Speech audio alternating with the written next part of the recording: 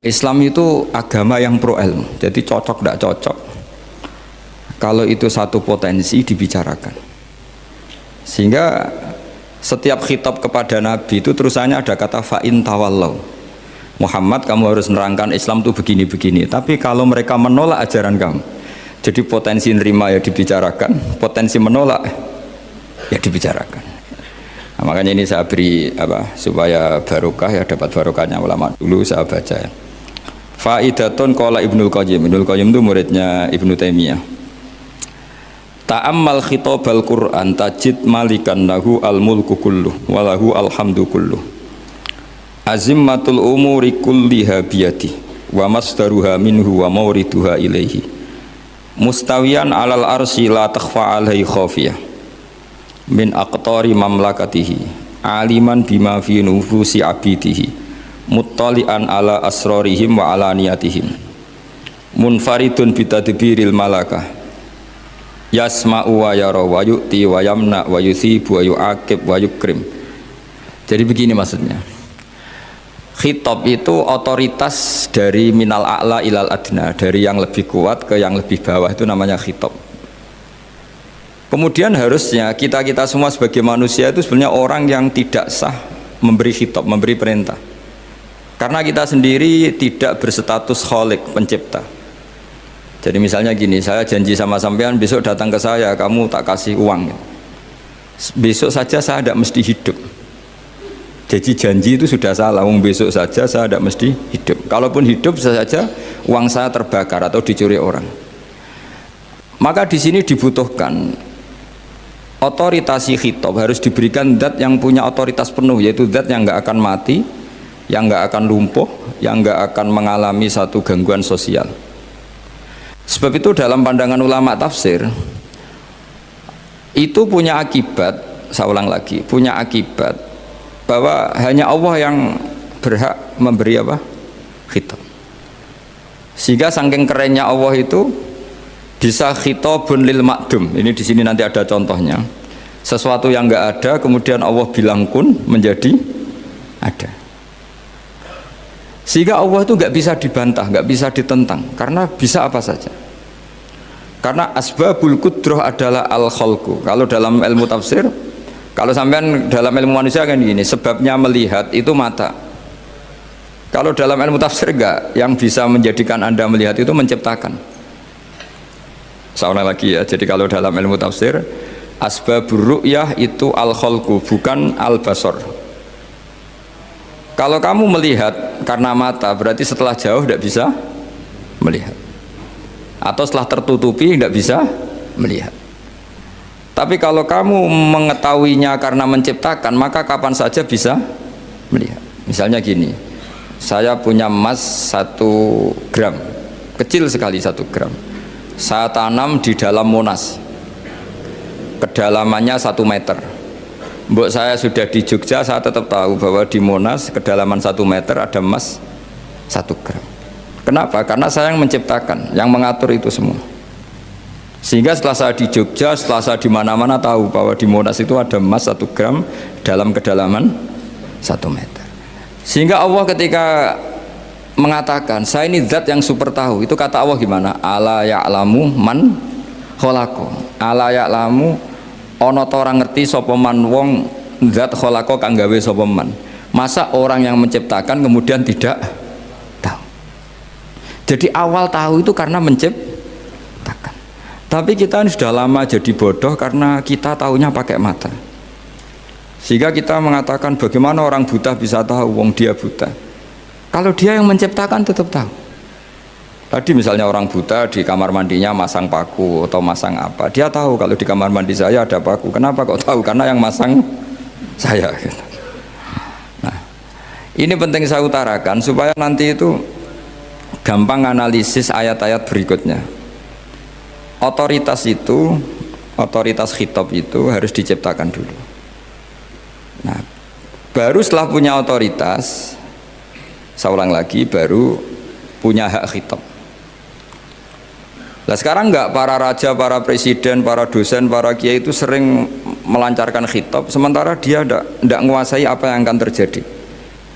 Makanya Allah mengkritik kabura maktan indallahi antaqulu ma la tafalun. Itu salah besar ketika kamu seakan-akan memegang otoritas pada sesuatu yang sebenarnya kamu tuh tidak pernah melakukan, tidak pernah ikut menciptakan. Misalnya jong kowe nak nurut aku sok ben mesti uripmu kepenak.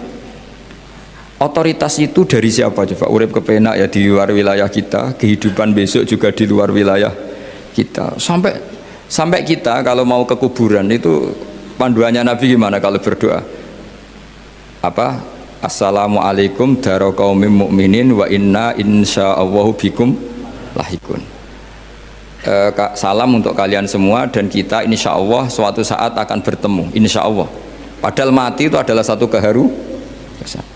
Tapi kalau yang di kuburan itu orang mukmin, kita tidak ketemu lagi sama mereka jika kita mati kafir, karena nanti tempatnya beda. Yang satu alamatnya surga, yang satu alamatnya neraka. Maka kata ulama, kata insya Allah di situ adalah kita masih berharap mati dengan status yang sama sehingga bisa ketemu. Jadi itu artinya gini, di selain Allah itu bilang janji, bilang khitab itu nggak sah. Dulu kan Nabi Muhammad SAW itu saking yakinnya setiap problem itu ada malaikat Jibril datang, saking yakinnya. Suatu saat ada orang Yahudi tanya, Muhammad kalau kamu Nabi betul, beritahu kami tentang Dzulqarnain, beritahu kami tentang Ruh, beritahu kami tentang Luqman Al-Hakim. Nabi karena reputasi hariannya dipandu Jibril bilang, ya sudah besok datang lagi ke sini tak jawab. Ternyata Jibril nggak datang, padahal semua ditunggu lama nggak datang sampai utusan. Padahal yang tanya orang Yahudi yang sukanya bully Nabi, lama nggak datang. Lama-lama protes, Jibril ini gimana, saya dalam keadaan tertekan malah tidak datang. Datang Jibril dengan tanda kutip nyalahkan, yaitu ada ayat wala taqulanna li syai'in inni fa'ilun dzalika ghadan illa ayyasha. Jangan katakan besok bisa melakukan sesuatu tanpa mensandarkan itu semua kepada kekuasaannya Allah Subhanahu wa taala. Akhirnya semenjak itu Nabi mensyariatkan kalau kamu janji harus mengatakan insya Allah.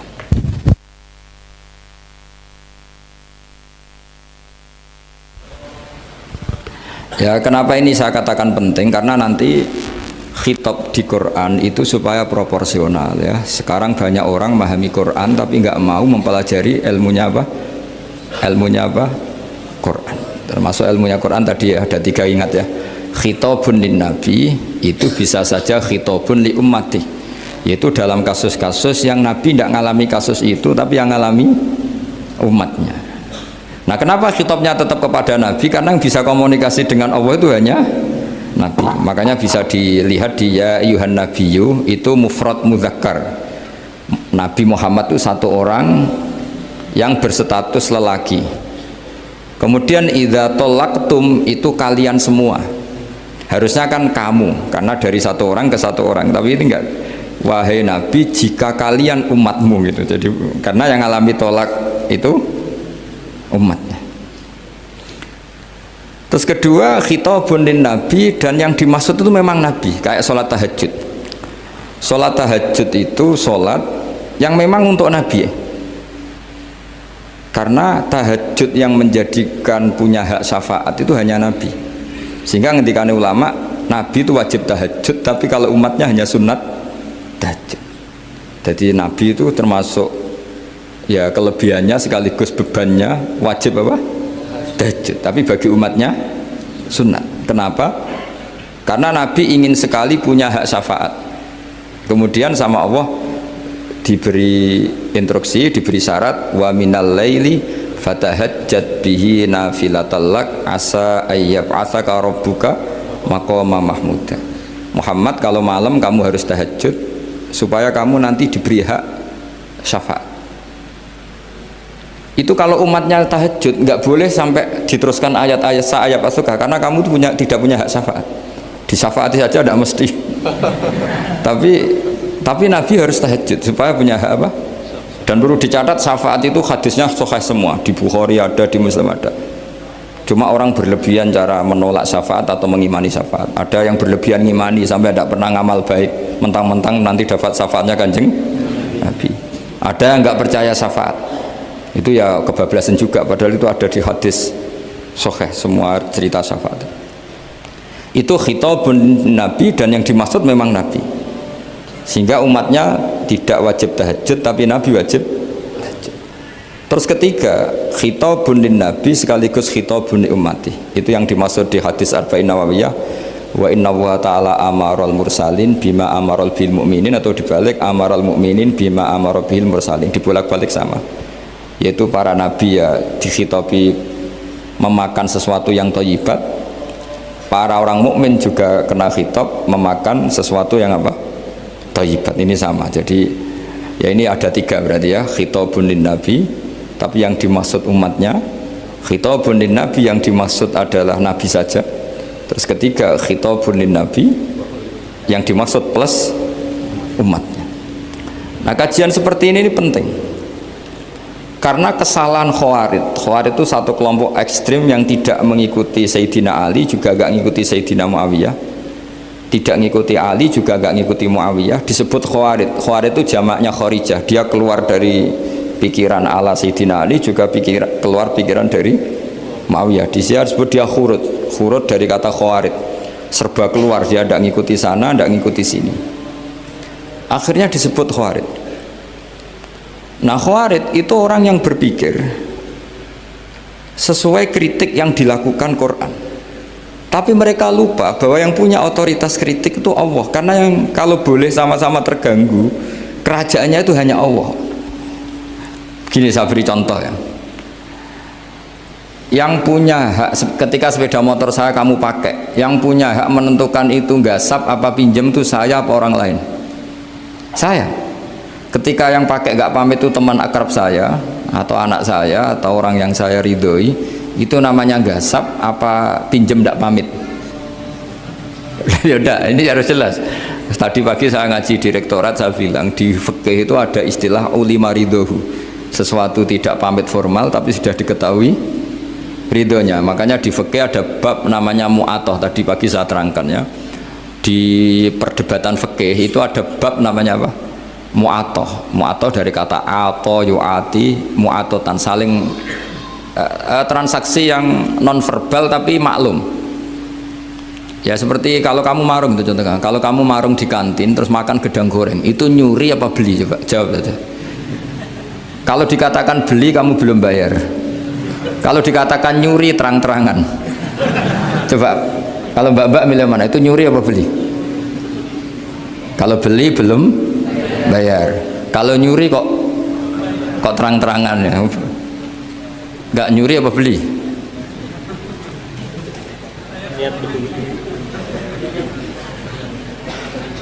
Jadi ada gedang goreng di warung, kamu datang langsung makan, ada kerupuk dimakan, ada telur asin dimakan, itu nyuri apa beli? Nah, itu kalau orang fikih dibabkan kitabul bai'il mu'atoh, akad beli lewat jalur mu'atoh. Menurut Imam Abu Hanifah seperti itu dikatakan ba'. Beliau pakai dalil al-adat muhakamah, bahwa adat itu berposisi seperti hukum. Karena posisi di warung, maka ngambil di situ dianggap memulai akad jual beli. Tapi karena ini sesuatu yang potensi masalah, Imam Syafi'i mengatakan itu enggak baik, enggak sah. Karena nanti kalau asumsi kamu gedang goreng itu 1.000, ternyata diregani 5.000 kan mangkel. Nah itu resikonya di situ, ya kan? Tapi kalau misalnya itu dikatakan, makanya Imam Syafi'i mengatakan itu profesional. Itu namanya ghormu. Ketika Anda bayar 5.000 itu namanya tebusan kesalahan. Jadi Imam Syafi'i melihat itu tidak jual beli, tapi tebusan kesalahan. Sehingga kalau saya jadi hakim, misalnya pembeli bilang asumsi saya 1.000 Gus, terus kata baik, kata penjual, enggak Gus itu tak jual 5.000, saya harus memenangkan baik. Memenangkan siapa? Penjual, karena penjual adalah pemilik gedang goreng itu, dan posisi yang makan adalah perusak barang orang lain. Gitu. Sehingga dimenangkan penjual, ya dimenangkan penjual. Kenapa dimenangkan? Karena cara berpikir fikih, karena dia yang punya otoritas itu, punya otoritas kepemilikan. Itu dalam fikih madzhab apa? Syafi'i. Nah, itu penting dalam analogi surga dan neraka. Orang Khawarij itu kalau ada orang dosa, itu dikatakan sudah tidak Islam lagi, dia sudah keluar dari Islam. Orang dosa itu wajib disiksa oleh Allah. Mereka bilangnya ya wajib. Dalam kelompok Islam itu ada kelompok namanya Khawarij, orang yang sangat ekstrim dalam berpikir. Dia mengkafirkan orang yang melakukan dosa apa? Besar, dihukumi kafir. Tapi pendapat ahli sunnah enggak, orang dosa besar ya dosa saja, tapi tidak usah dihukumi kafir. Kenapa? Cara berpikir ahli sunnah, surga neraka itu milik Allah. Kalau yang punya saja tidak apa-apa, ngapain ada yang ribet? Yang punya surga neraka itu Tuhan, dan Tuhan memanggil-manggil orang yang salah itu disuruh tobat, anibu ila rabbikum, wahai hambaku yang berlebihan, yang masih dosa, ayo kembali ke saya. Kapan saja kembali ke saya tak terima. Sehingga dalam madzhab ahli sunnah, otoritas khitab, otoritas kepemilikan yang berhak ya yang punya, orang lain itu nomor 2. Sehingga tadi kalau Anda bawa kayak motor saya dan Anda teman akrab saya, tidak pamit saya, kalau saya bilang itu nggak apa-apa ya nggak apa-apa, kalau saya bilang apa-apa ya apa-apa, nggak penting orang lain. Sehingga ini wilayah yang agak sensitif, tapi ini ilmu, mau tidak mau kita harus dengar. Sehingga di fikih ada bab ulima ridhohu. Misalnya ada orang makan gedang goreng di warung terus ditangkap Pak polisi, wah ini pencurian, mesti bakulnya nggak terima, enggak pencurian, memang tak jual. Nah, yang kasus begini, ini yang kasus, ini mungkin kasusnya anak-anak yang masih kos atau masih mahasiswa. Warung kantin dijaga ibu-ibu. Ada anak makan lahap, dikira belinya cash. Setelah dimakan ternyata akadnya utang. Nah, itu pertanyaannya itu halal apa enggak? Karena asumsi baiknya monggo-monggo. Karena apa sudah mengkhayal nanti ada sekian uang cash didapatkan. Ternyata nyatet atau utang. Nah, kalau ngomong di depan, Bu saya mau makan di sini utang, kira-kira enggak boleh. Wah, itu ada sekian PR, makanya saya sering muji orang-orang yang enggak alim. Enak-enaknya orang tuh orang enggak alim karena enggak kesulitan seperti ini. Kita sebagai peneliti fikih itu sering kesulitan. Nah, sama Anda misalnya naik Grab atau naik taksi atau apa, ketika Anda naik itu posisinya enggak sap apa pinjem, dikatakan akad sewa belum bayar, dikatakan pinjem nanti harus bayar. Jadi ada sekian masail fikih yang jadi perdebatan. Nah, apapun itu nanti kata finalnya itu dia yang punya, yaitu supir taksinya atau baeknya, penjaga warung tadi. Nah, sehingga hukum itu bagi orang lain sudah tidak sah kecuali bagi yang punya. Nah, di sini ini kelihatan benarnya madzhab ahli sunnah wal jamaah. Ahli sunnah mengatakan apapun salahnya seseorang setelah dia beragama Islam itu wilayahnya Allah, kita tidak bisa berbuat apa-apa. Makanya ada ayat laisa laka minal amri syai'un aw yatuba alaihim aw yu'adzibah. Muhammad, meskipun kamu kekasih saya, kamu tidak punya otoritas menentukan si A dimaafkan, si A disiksa. Otoritas itu hanya bagi saya, kata Allah. Sehingga banyak orang yang Nabi kurang srek karena membunuh pamannya Hamzah malah dikasih tobat sama Allah, namanya Wahsy. Wahsy itu orang yang Nabi gak suka karena pernah membunuh Sayyid Hamzah di perang Uhud, tapi sama Allah marah dikasih tobat. Sa'labah yang sering ibadah di masjid, sering iktikaf, saking seringnya ibadah itu sampai digelari hamamatul masjid, merpatinya masjid. Tapi na'udzubillah beliau malah berakhir dengan su'ul khatimah. Kita tidak pernah tahu. Kenapa begitu? Karena begini, wilayah yang absolut itu hanya milik Allah Subhanahu wa Ta'ala. Sehingga Nabi kalau ketemu Wahsy ya bilang, iman kamu sudah saya terima, Islam kamu sudah saya terima, tapi saya ini manusia, tolong sembunyikan wajahmu dari saya, karena kalau saya ingat kamu itu mangkel, karena ingat kamu pernah membunuh Hamzah. Tapi saya sebagai Nabi harus nerima iman kamu, karena Nabi itu gak boleh dendam. Tapi kalau mangkel-mangkel sedikit kayaknya agak boleh mungkin ya, mungkin itu ya. Tapi profesional, Nabi sebagai manusia nggak berkenan melihat Wahsy, tapi sebagai Nabi legowo terhadap imannya Wahsy. Tapi Allah sendiri yang ngendikan laisa laka minal amri syai'un aw yatuba. Coba orang munafik, kayak apa salahnya orang munafik? Tapi ketika Allah ngendikan tentang orang munafik gimana? Wa yu'adzibal munafiqina in sa'a aw yatuba. Allah bisa saja menyiksa orang munafik insya Allah kalau berkehendak, ya tuba, atau Allah mengasih tobat. Nah, karena pendapat ahli sunnah itu lebih valid sesuai ayat-ayat Quran, maka yang diikuti mayoritas di dunia adalah mazhab ahli sunnah wal jamaah. Dan itu dimulai cara berpikir yang sederhana, yang berhak menentukan khitab ya yang punya, titik itu saja. Yang berhak menentukan khitab ya yang, lah tentu yang punya alam raya ini hanya Allah Subhanahu wa ta'ala. Makanya Allah mensifati dirinya Malik Yaumiddin. Kita tidak bisa. Makanya bahaya ya, pikiran-pikiran kayak Khawarij itu bahaya. Sampai nggak usah tanya saya. Lalu Khawarij kalau di era modern siapa Gus? Anda provokator kalau tanya gitu. Ya itu tidak boleh provokator. Pokoknya pikiran itu salah karena membatasi otoritas Allah Subhanahu wa ta'ala. Allah itu paling tersinggung kalau sifatnya dipakai, dicatut. Di Sahih Muslim itu ada riwayat, di hadis Muslim termasuk hadis Sahih itu Bukhari dan Muslim, itu ada seorang soleh sujud. Pas sujud dia diinjek orang preman, kira-kira seperti itu kalau sama diinjek. Terus si yang sujud tadi bilang gini, wawahi, ada kata wawahi, wawahi la yaghfiru wahu laka, demi Allah, Allah tidak akan maafkan kamu. Saat itu juga Allah ngasih wahyu kepada Nabi di zaman itu, bilang ke yang sujud, pahala sujud tak cabut, dia tidak punya pahala, dan yang menginjek dosanya tak ampuni. Terus Nabinya tanya, kenapa ya Allah?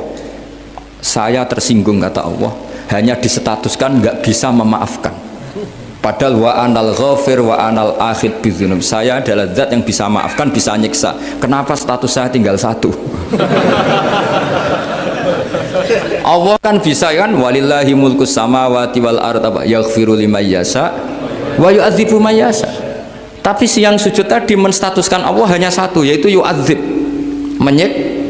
Itu kata Allah, kok enak, saya ini Tuhan, bisa menyiksa, bisa mengampuni, kenapa status saya jadi satu? Kamu kan mesti gak terima. Status kamu dihilangkan satu, terima gak kamu? Gak terima. Sebagai suami kamu tetap punya dua status, bisa meneruskan nikah, bisa menceraikan. Coba status kamu tak ambil satu, nggak boleh menceraikan. Istri kamu gendut, walek, cerewet. Wah, posengnya bukan main itu. Sama mbak-mbak juga sama. Sebagai istri harus nurut sama suami gini-gini, tapi juga punya hak rafa, hak mengajukan gugatan cerai jika suaminya tidak jelas. Mau nggak dicabut status hak rafa? Nggak mau. Kalau punya suami walek, jelek, senang goda perempuan lain, itu kan. Nah, Allah itu punya status bisa memaafkan, juga punya status bisa menyiksa. Terus orang-orang yang sok soleh dengan tanda kutip itu kadang-kadang inginnya Allah tuh nyiksa terus sama musuhnya. Kalau sama dia memaafkan terus. Terus corong Jawa kan, aku mbahmu tapi kan gitu kira-kira. Kok enak gitu. Nah, jadi ya sudah seperti itu. Lagi-lagi kata kuncinya apa? Beri otoritas itu hanya kepada Allah Subhanahu wa ta'ala, karena dia adalah pemilik otoritas sejati. Sehingga zaman Nabi siapa saja itu, ya mungkin orang kayak apa dulu, Khalid bin Walid, perang Uhud kalah, itu panglimanya orang kafir zaman itu siapa? Khalid bin Walid. Dan dia melakukan pembunuhan masif zaman itu, tapi dia dikasih tobat, namanya Khalid bin Walid. Tapi Sa'labah yang tukang di masjid kadang berakhir seperti itu. Ya sudah, akhirnya kita mau tidak mau ya sudah introspeksi. Sampai sesoleh apapun kita selalu diajarkan doa, ya muqallibal qulub tsabbit qalbi ala dini. Karena kayak apa kalau hati kita dibolak-balik? Karena cara berpikir tentang Islam dan tentang ateis atau tentang kekafiran itu mirip satu visi. Makanya hati-hati mahasiswa, karena senangnya berpikir sendiri. Kadang ngelantur kemana-mana. Saya beri contoh. Sampai kalau sekarang masih miskin, berbahagialah. Karena miskin itu mudah jadi orang dermawan. Kalau orang sudah kaya itu ribet. Coba misalnya sampean jadi santri saya, tak contohkan. Biasanya santri kalau sama kiainya akan loyal. Kamu miskin punya ayam 2, tak minta 1 boleh enggak? Boleh, padahal itu 50%. Ya. Terus punya uang 100.000, tak minta 50.000, kira-kira boleh enggak? Boleh, padahal itu 50%. Tapi kalau kamu kaya, punya uang 1 miliar, tak minta 500 juta, boleh enggak kira-kira? Padahal itu berapa? 50%. Gampang mana dermanya orang kaya sama orang miskin untuk mengamal 50. Itu mahasiswa yang masih miskin-miskin, uangnya hanya 100.000, traktir temannya habis nggak masalah, padahal itu berarti 100%. Uangnya 50.000 diminta temannya dikasihkan semua, padahal itu aset satu-satunya. Nah, Sa'labah itu cara berpikir gitu sehingga Allah tersinggung. Saya beri contoh ya, Sa'labah itu singkat cerita kan kalau habis jamaah salam langsung lari pulang. Terus ditanya sama Nabi, kenapa kamu kesusu pulang gitu? Istri saya di rumah masih belum pakai baju karena gantian sama saya. Saking miskinnya tuh baju itu gantian.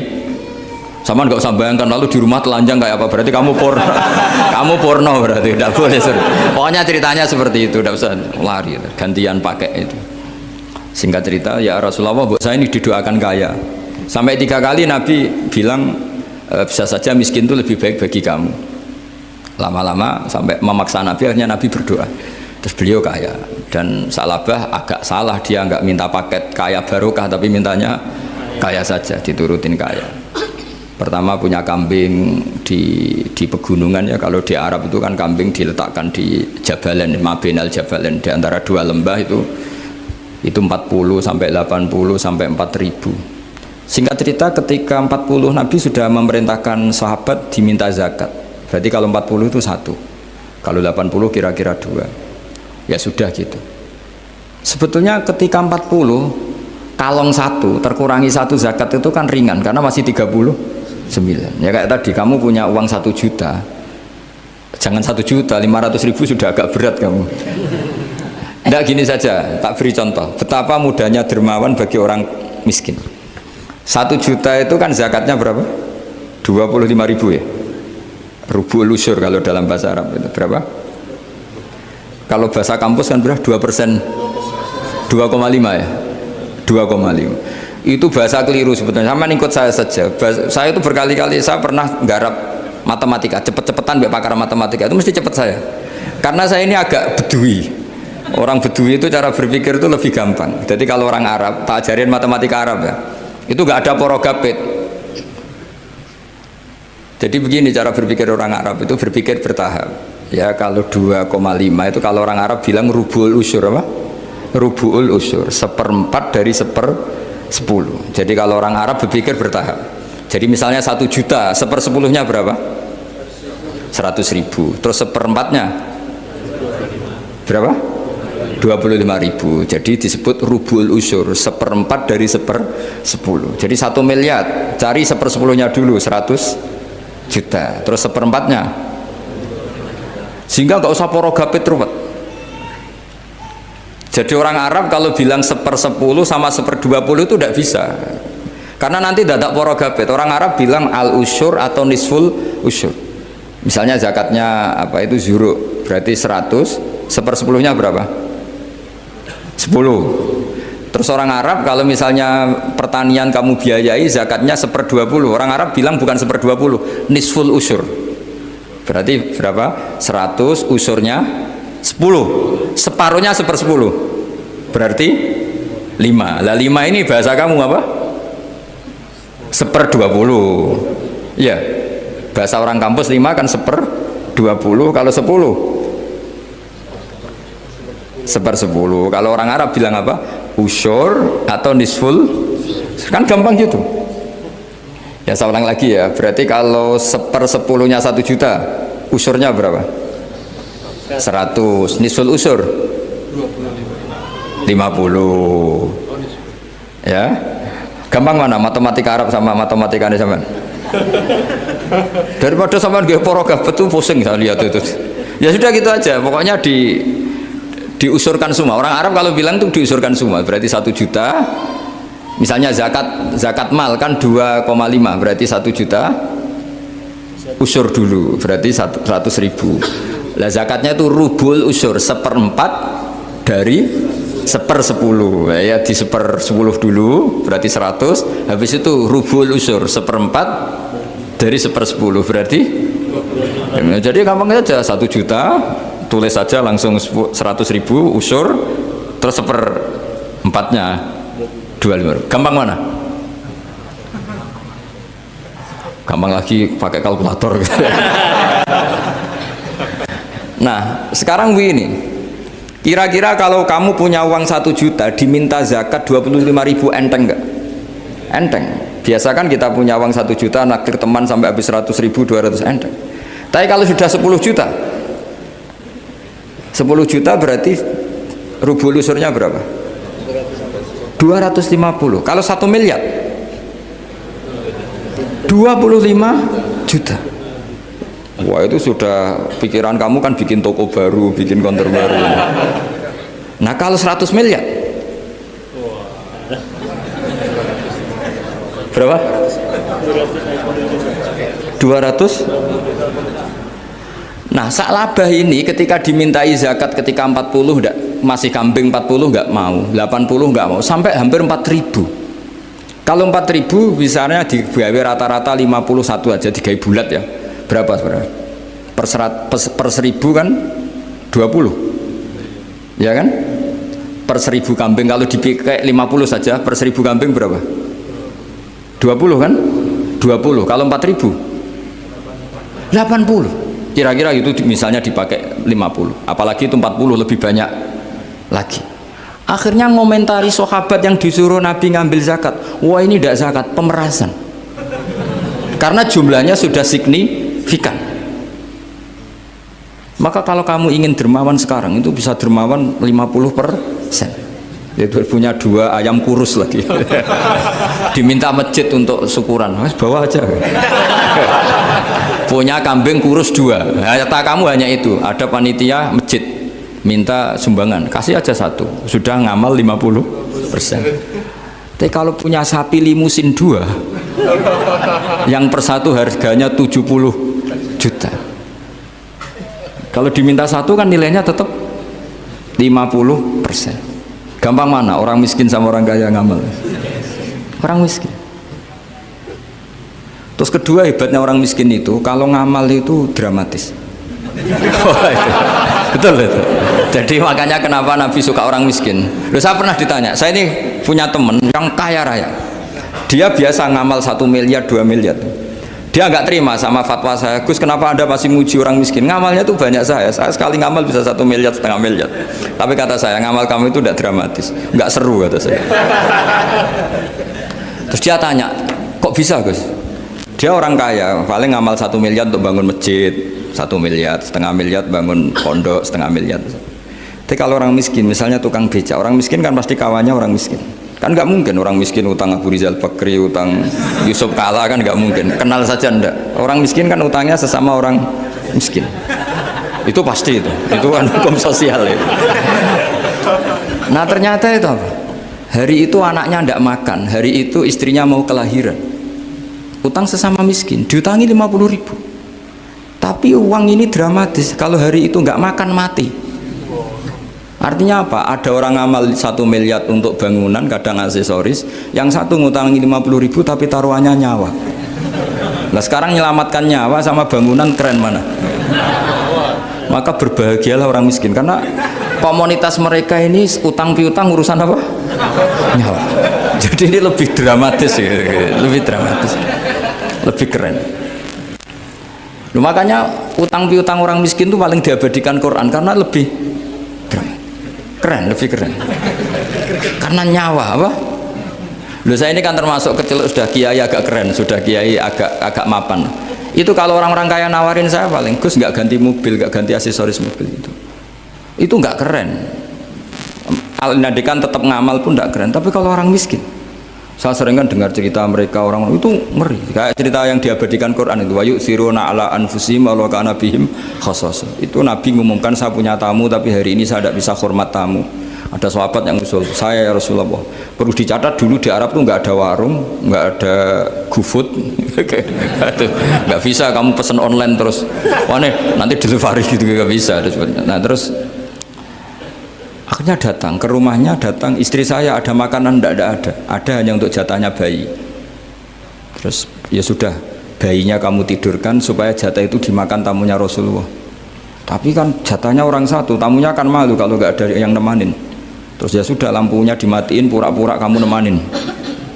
Wos yang satu ya ada piring sama sendok pura-pura nemanin, yang satu makan betul. Itu diabadikan Quran. Karena apa? Dramatis gitu. Sehingga pagi-pagi dia datang ke Nabi, kamu punya amal apa? Sehingga tadi malam ada ayat wa yu'thiruna ala anfusihim wa law kana bihim khasasah. Mereka mengalahkan kepentingan dirinya sendiri meskipun punya kepentingan sendiri demi tamu tadi. Terus cerita dia, kita tamu tadi malam ya Rasulullah, yang saya sanggup menghormat, sebenarnya saya tidak punya apa-apa, hanya jatah bayi. Itu aja dramatis, bayinya ditidurin dulu, tapi tidak disuntik ganja, tidak ditidurin. Ditidurin biasa nanti kan, ditidurin biasa. Terus suami saya pura-pura nemani, lampu dimatikan. Nah mungkin tamunya saking laparnya gak penting mikir itu, yang penting makan aja. Jadi maka sebetulnya orang-orang miskin itu tidak usah hiru, wah itu orang kaya bisa ngamal masjid 1 miliar 2 miliar. Tetap ngamalnya ini sesuatu yang tidak mendesak. Tapi sesama orang miskin, kalau temannya minta tolong itu mesti dramatis. Istri mau kelahiran, kematian, kelaparan, pokoknya yang diselamatkan itu seru semua. Artinya gini ya, kalau miskin ya nikmati saja, itu ada peluang untuk menyalip pahalanya orang-orang. Tapi yang kaya ya tetap kaya. Kalau semuanya miskin, nanti yang miskin kerja di mana kalau semuanya miskin? Ya kembali ke tadi, ke ilmu khitab. Kalau ini tidak dipelajari, maka orang khawarid ini megang otoritas. Tidak bisa. Mereka nggak menguasai pintu surga maupun pintu neraka, nggak bisa. Mereka dengan seenaknya, tobatnya orang yang pernah gini nggak diterima. Tidak bisa. Wilayah yang nerima tidak itu wilayahnya Allah Subhanahu wa Ta'ala. Sehingga kita tetap berpendapat sesuai eksplisit yang ada di Quran. Walillahi mulkus samawati wal ardi, apa? Yaghfiru liman yasha wa yu'adzibu man yasha. Sehingga nggak boleh kita pegang otoritas agama, nggak boleh. Kita hanya bisa menjelaskan. Kalau pegang nggak boleh. Misalnya saya dengan sampean surganya dulu mana? Bisa saja dulu jenengan. Kok bisa Gus? Iya kan? Mungkin wah keren ngaji tawaduk mau. Mungkin saya dari bab tawaduk keren sampean. Di bawah saya di atas, di bab tawaduk keren sampean. Sehingga kalau surga kok jalurnya tawaduk mesti dulu sampean, karena sampean di bawah saya di atas. Tapi saya nanti protes sama Allah. Protesnya gini, posisi saya diperintah ya Allah. Gayanya mereka duduk di bawah, tapi merintahkan saya supaya mau mengajar. Jadi nggak ada sopan-sopannya, karena mereka merintah ya. Ya terutama di PPAI ya Pak. Oh itu nggak sopan sekali kan merintah.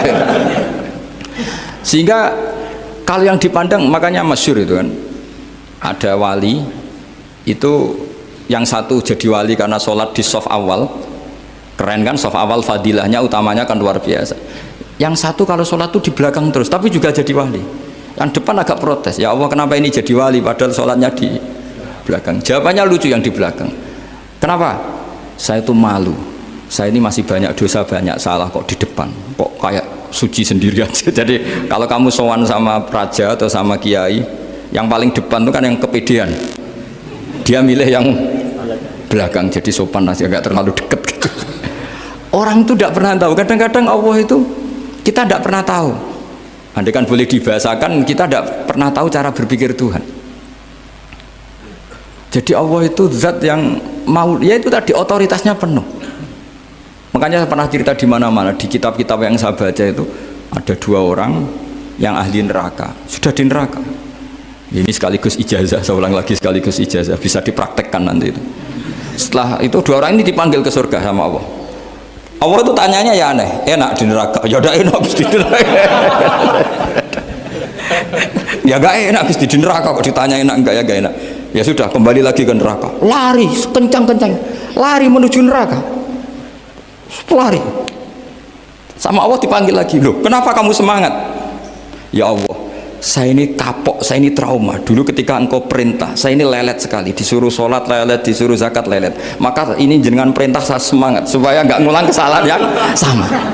Akhirnya sama Allah dipanggil, ya sudah di surga aja, di surga. Karena semangat lari menuju neraka. Maka ini ijazah, nanti kalau di mahsyar ya kamu dipanggil, ayo masuk neraka, harus apa? Semangat, semangat,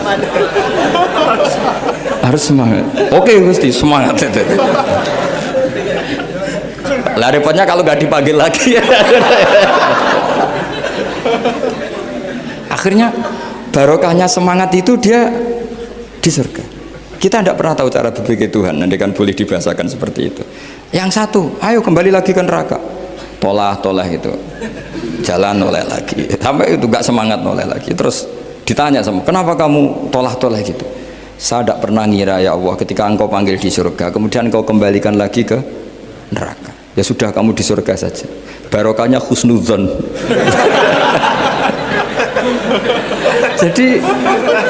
jadi Tuhan itu unik. Makanya dalam tradisi ulama itu ad-dinu ar-riwayah, agama itu riwayat. Sebagian diredaksikan inna hadzal ilma dinun fanzuru amman ta'khuduna dinakum. Agama ini, ilmu ini agama, maka lihat riwayatnya. Karena kita tidak pernah tahu cara berpikir Tuhan. Kita harus mengikuti riwayat yang diutarakan Rasulullah SAW. Karena kita tidak pernah tahu. Kayak tadi ada orang diinjek, kita mesti kan terprovokasi ingin bela yang sujud menyalahkan yang injek. Tapi ketika yang sujud mencatut nama Tuhan, Allah tidak akan memaafkan kamu. Itu Tuhan tersinggung karena sifatnya direduksi satu, diambil satu, disembunyikan satu. Loh, ada kan dia begini mungkin malah Allah maklumi. Saya tidak akan maafkan kamu. Enggak apa-apa Allah, kan saya. Kan tidak mencatut namanya Allah. Selama hidup saya tidak akan maafkan kamu. Allah nggak akan tersinggung. Karena dia sebagai manusia tentu punya dendam, punya rasa mangkel, punya emosi. Tapi kalau ketika bilang Allah tidak akan maafkan kamu, berarti dia mencatut statusnya Allah. Dan Allah disifatkan hanya satu dari sifatnya Allah, yaitu hanya sifat menyiksa. Padahal Allah punya sifat memaafkan. Ini hati-hati bagi orang-orang soleh, orang-orang yang terlalu berpikir keras dalam Islam, nggak boleh seperti itu. Masyhur itu kan, ada satu perkampungan yang sering secara masif terstruktural mau menghabisi Nabi, yaitu namanya kampung Usoyyah, Ro'lan sama Zakwan. 3 kampung ini sering koalisi mau menghabisi Nabi, sampai Nabi sering kunut nazilah, Allahumma an Ro'lan wa Zakwan wa Usoyyat asad Allah wa Rasulah. Sering dipasutkan gitu, tapi Allah malah menurunkan wahyu, Muhammad, kamu tidak boleh intervensi saya seperti itu. Bisa saja mereka dapat hidayah. Semenjak itu Nabi meninggalkan kunut nazilah. Terus dan sebagian ulama mengatakan itu awal diturunkannya ayat laisalaka minal amri syai'un au yatuba alaihim au yu'adzibahum. Jadi ini sekaligus lagi-lagi ini bab khitab. Jadi ya seperti kita punya, makanya orang itu tetap donga ya muqallibal qulub tsabbit qalbi ala dini, karena otoritas itu bagi yang punya. Maka kata malik, kata pemilik itu kunci dalam ilmu tauhid atau ilmu tafsir atau ilmu apa saja. Misalnya gini, sampai saya punya rumah yang ruangan depan itu ruang tamu, tentu dapat perlakuan khusus, sering steril, sering bersih, bahkan dihias pakai bunga, pakai macam-macam. Ruangan tengah biasa, ruangan belakang buat buangan sampah, buat WC, buat macam-macam. Sah apa enggak? Sah. Kenapa? Karena saya pemiliknya. Apa? Karena saya. Tapi kira-kira yang sedang di ruang tamu, tanah yang sedang di ruang tamu yang dimanjakan juga nggak boleh kumo luhur. Bisa saja suatu saat saya rubah pikiran, rumah saya tak balik dari menghadap utara ke selatan, yang dulu WC jadi ruang tamu, yang ruang tamu jadi WC. Langsung perlakuannya rubah 180 apa derajat, jika 360 derajat. Nah itu yang di sini nih, kenapa orang soleh pun tetap takut sama Allah, karena Allah tuh yaf'alu ma yasha, bisa melakukan apa saja. Sehingga tradisinya ulama ketika zaman ini sudah rusak seperti ini, ulama-ulama tidak ada yang khawatir, karena Allah mensifati dirinya al-hadi sebagai zat penunjuk. Coba kita sudah tidak ditungguin nabi, nggak ditungguin wali, nggak ditungguin orang-orang soleh dulu, tapi agama itu ya jalan sampai sekarang. Ada orang ngaji, ada orang sholat, ada orang zakat. Andekan agama itu diserahkan manusia, sudah kita tidak bisa mempertahankan agama ini di zaman seperti ini. Tapi karena Allah itu al-hadi, zat yang memberi petunjuk, dan sifat Allah Ta'ala pasti tata'atsaru bi khalqih, pasti ada akibatnya di makhluk. Seperti Allah mensifati dirinya ar-razzaq, yang memberi rizki. Buat zaman buyut-buyut perang dijajah Belanda ya tetap makan, ya tetap kawin. Kadang istrinya banyak, padahal zaman jajan Belanda. Kita nggak dijajah aja susah. Dulu itu babah kamu istrinya 1 atau 2, buyut-buyut kamu banyak yang 2, padahal miskin. Karena Allah mensifati dirinya ar-razzaq, Mbok keadaan kayak apa orang tetap dapat rezeki.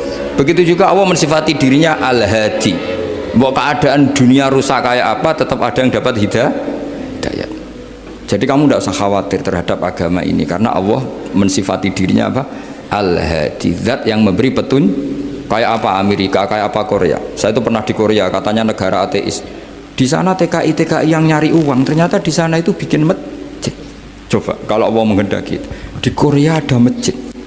Karena bikin masjid nggak boleh, kalau nyewa boleh. Jadi Korea itu ada satu aturan kayak di Jepang, kayak di umumnya negara maju. Yang sudah fungsi sosial itu tetap sosial, nggak boleh menambah yang baru. Jadi kalau dari gereja dibeli masjid boleh, tapi kalau tanah lapang dipakai masjid nggak boleh karena ngurangi tanah. Tapi kalau dari gereja jadi masjid boleh, dari bar untuk masjid boleh, dari pantai asuhan jadi masjid boleh. Pokoknya yang fungsi sosial. Saya pernah ngaji di masjid itu bawahnya bar, atasnya gereja, atasnya lagi masjid. Kadang ya balik masjid dulu, bar, baru gereja.